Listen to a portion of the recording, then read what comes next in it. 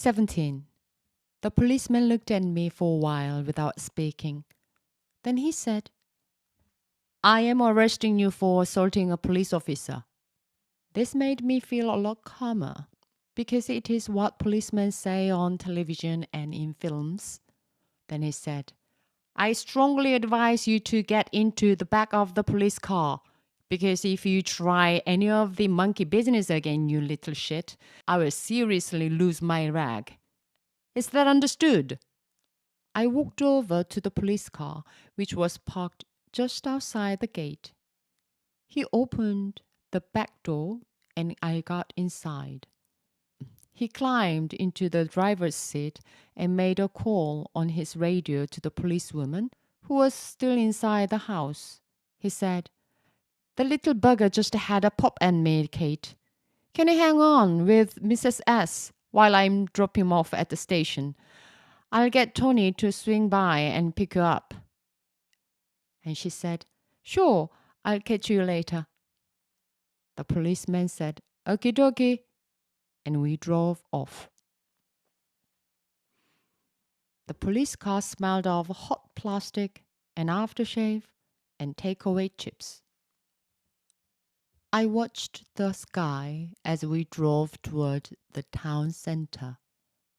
It was a clear night and you could see the Milky Way. Some people think the Milky Way is a long line of stars, but it isn't.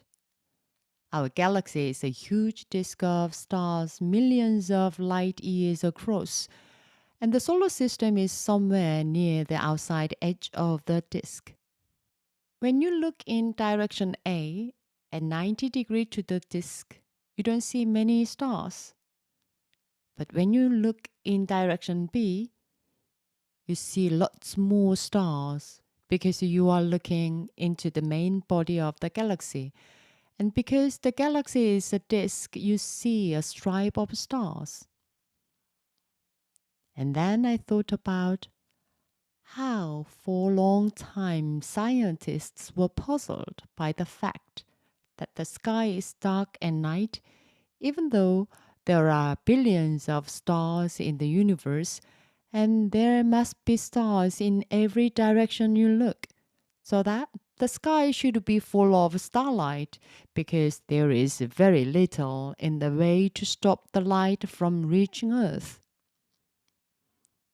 Then they worked out that the universe was expanding, that the stars were all rushing away from one another after the Big Bang. And the further the stars were away from us, the faster they were moving, some of them nearly as fast as the speed of light, which was why their light never reached us. I like this fact. It is something you can work out in your own mind just by looking at the sky above your head at night and thinking without having to ask anyone.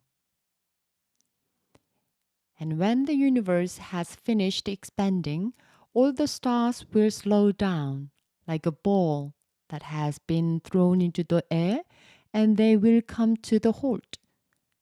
And they will all begin to fall toward the center of the universe again. And then there will be nothing to stop us from seeing all the stars in the world, because they will all be moving toward us, gradually faster and faster, and we will know that the world is going to end soon, because when we look up into the sky at night, there will be no darkness, just the blazing light of billions and billions of stars all falling. Except that no one will see this, because there will be no people left on this earth to see it. They will probably have become extinct by then. And even if there are people still in existence, they will not see it, because the light will be so bright and hot that everyone will be burned to death, even if they live in tunnels.